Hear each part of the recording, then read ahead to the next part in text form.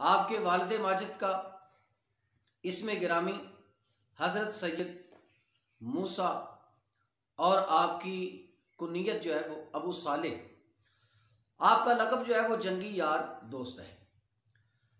आप जीलान के बड़े अकाबिर उलमा और मशाइख में आपका शुमार होता था। आप इस कदर ज़ुहद और तक़वे वाले थे कि आपकी दूर दूर तक नेक नामी थी और बड़े ही अपने इलाके में मारूफ तरीन शख्स समझे जाते थे। आपका बड़ा एहतराम, बड़ी इज्जत, बड़ा मर्तबा था। हो भी क्यों ना, क्योंकि आप तकवे में ही आप बड़े बुलंद दर्जे पर फाइज थे। आप किस कदर अल्लाह का खौफ दिल में रखते थे, किस कदर आपके दिल में हकूकुल इबाद और हकूकुल्लाह का ख्याल और एहसास था। और आपके ज़ोद व तकवे की बाकी बातें और मर्तबा और मकाम एक तरफ रखिए, आप सिर्फ उनके इस एक वाक़े से अंदाज़ा लगाइए कि वो किस कदर अल्लाह का खौफ रखने वाले थे, किस कदर हकूकुल इबाद का ख्याल रखने वाले थे, किस कदर वो हकूकुल्लाह का ख्याल रखने वाले थे, किस कदर उनके दिल में ज़ुहद और तकवा था। आप इबादत के लिए एक जंगल में तशरीफ़ ले गए। वहाँ कसरत इबादत की वजह से काफ़ी देर वहीं ठहरे रहे। दिन रात वहीं इबादत, मुजाहिदात, रियाज़ात। आपको बड़ी शिद्दत की भूख लगी। खुदा की कुदरत, मालिक ने मेहरबानी फरमाई तो नदी के किनारे ही थे आप कि एक सेब, बड़ा आलिशान, बड़ा तरोताज़ा, बड़ा खूबसूरत सेब नदी के बिल्कुल किनारे किनारे आपके करीब से गुजर रहा है। आपकी नज़र पड़ी तो आपने उस सेब को देख लिया और उस सेब को आपने उठाया तो जैसे ही हाथ में लिया तो उसमें से इतनी भीनी भीनी खुशबू आ रही थी कि आपका दिलो दिमाग बिल्कुल मुअत्तर हो गया, यानी भूख और ज़्यादा बढ़ गई। आपने उसे खा लिया। अब जैसे ही खाया तो अब दिल में एहसास पैदा हुआ कि इसके मालिक से तो मैंने पूछा ही नहीं, बिला इजाज़त के खा लिया।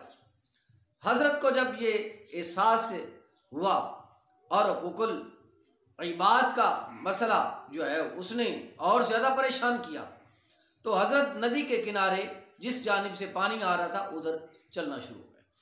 चलते चलते एक मकाम पर आपने देखा कि बड़े आलीशान सेब के जो पौधे हैं वो बिल्कुल किनारे के ऊपर एक बाग है और उसके पौधे लटक रहे हैं सेबों से लदे हुए नदी के ऊपर। तो हज़रत ने दिल में एहसास कर लिया, ख्याल कर लिया कि यकीनन वो सेब इन्हीं बागात में से गिरा है। अब आप उस बाग के मालिक के पास पहुँचे। जब उस मालिक के पास पहुँचते हैं तो उसे जाकर कहते हैं कि भाई इसका मालिक कौन है? तो उन्होंने बताया कि जी इसका मालिक मैं हूँ।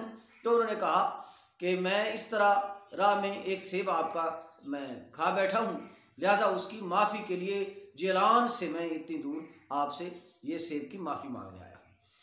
वो जो उसका बाग का मालिक था वो भी अल्लाह का नेक वली था। उसका नाम हज़रत अब्दुल्ला समाई था रहमतुल्लाह अलैह। ये भी नेक नामी में, ज़ुहद व तक़वा में बड़े मारूफ थे, बड़े नेक आदमी थे और सैयदज़ादे भी थे। जब इन्होंने उस पर वलायत की नज़र से देखा तो वो बच्चा भी अंदर से बड़ा चमकीला, बड़ा नूरानी और बड़ा रूहानी था। अब इन्होंने देखा कि नौजवान है और इतने एक सेब के एहसास में जेलान से इतनी दूर चल कर आ गया। तो हज़रत ने देखा कि ये भी कोई आम आदमी नहीं है, ये भी कोई बड़ा तकवे वाला और बड़ा परहेजगार है। हज़रत ने पास बिठा लिया और उनसे पूछा कि तुम्हारा ख़ानदान कौन सा है, किस ख़ानदान से ताल्लुक़ रखते हो? जैसे ही ख़ानदान का पूछा तो शजरा नसब का पूछा तो हज़रत मौला अली करमल्लाहु ताला वजल करीम के ख़ानदान का चश्म चिराग निकला। अब उनके दिल में इनके लिए एहतराम और इज़्ज़त और मोहब्बत बढ़ गई।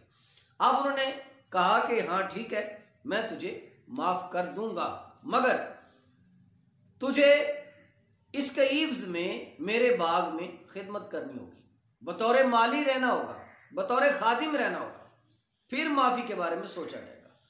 मुअय्यन वक़्त तय हो गया, मुद्दत तय हो गई कि कितनी देर तक आप जो है वो इस बाग में खिदमत करेंगे। अब जितनी देर तय हुई, जितने दिन, जितने माह या जितना वक्त भी तय हुआ, उस मुकर्रा मुद्दत तक हजरत ने खिदमत की। अब बाग में माली के तौर पर रह रहे। जब वो वक्त पूरा हुआ तो आपने फिर उनसे माफ़ी के लिए कहा कि भाई अब तो वो वक्त भी पूरा हो गया, अब मेरे लिए क्या हुक्म है। तो हज़रत अब्दुल्ला शामई रहमतुल्लाह अलैह कहने लगे कि अभी एक शर्त और बाकी है, अगर तुम इस शर्त को पूरा कर देते हो तो मैं तुझे दिल से माफ़ कर दूंगा।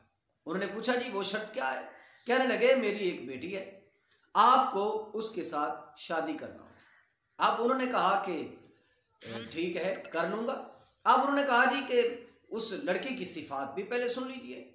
उन्होंने कहा जी बिल्कुल बताइए। उन्होंने कहा जी मेरी लड़की की सिफात ये हैं, आँखों से वो देख नहीं सकती, कानों से वो सुन नहीं सकती, ज़बान से वो बोल नहीं सकती, हाथों से माजूर है, पाँव से माजूर है, गोया के आँखों से अंधी है, कानों से बहरी है, ज़बान से गूंगी है, हाथ से माजूर है, पाँव से लंगड़ी है, हाथ से लुंजी है। अब वो बिल्कुल माजूर है, गोया कि अगर इस तरह का कोई बंदा हो तो वो सिर्फ गोश्त का पीस ही हो सकता है। अब उसमें क्या इंसानों वाली बात रह गई, वो तो बिल्कुल एक गोश्त का जो है वो पीस ही है, वो ढेला सा ही है, पत्थर नुमा ही है। अब हजरत ने जब ये सुना हजरत ने जब ये सुना तो एकदम बेकरार हो गए। अब सोचा कि दुनिया का चलो ये दुख, दुनिया की तकलीफ तो बर्दाश्त कर लूँगा, मगर कब्र हशर का मामला जो है वो तो बिल्कुल इसके बरक्स होगा, वो तो मैं बर्दाश्त नहीं कर सकूँगा। लिहाजा हशर के खौफ से, वो कड़े इम्तिहान के मैदान माशर के खौफ से हजरत ने हामी भर ली और कहने लगे जी बिल्कुल ठीक है मैं शादी कर लेता हूँ। किस्सा मुख्तसर शादी हो गई। अब शादी हुई तो जब शब अरूसी में अपनी ज़ौजा के कमरे में गए तो क्या देखते हैं, वहाँ तो इतनी हसीन और जमील कोई खतून बैठी है कि जिसके चेहरे की चमक से कमरा ही रोशन है और वो बिल्कुल आज़ाब में भी सही और सालिम है। तो हज़रत फ़ौरन वापस लौट कर आए और अपने ससुर हज़रत अब्दुल्ला शामई रहमतुल्लाह अलैह आपके कमरे में आए और आपके पास आकर कहने लगे कि हज़रत ये मामला है मेरे कमरे में। वो मुस्कुरा कर कहने लगे फ़िक्र की कोई बात नहीं, वो तुम्हारी ज़ौजा ही है, वो कोई नामहरम नहीं है, तुम जाओ और वो तुम्हारी बीवी है। अब हज़रत ने कहा कि आपने तो कुछ और बताया था।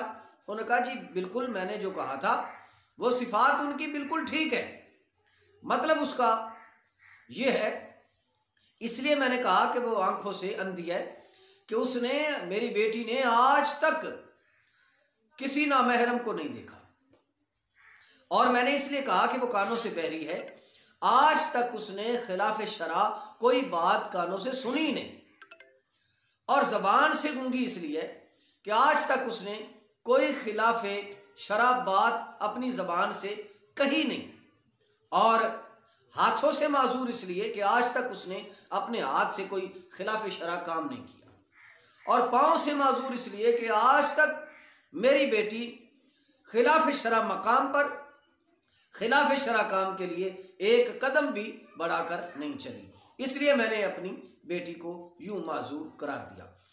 तो नाज़रीन मोहतरम, देखा आपने कि जिनके माँ बाप ज़ोदो तकवा में इस दर्जे पर फाइज हों तो उनकी औलाद भला क्यों ना गौसे आजम जैसी है। यानी मेन बात यह है कि अगर आप चाहते हैं आपकी औलाद नेक हो तो उसके लिए वालिदैन का नेक होना ज़रूरी है।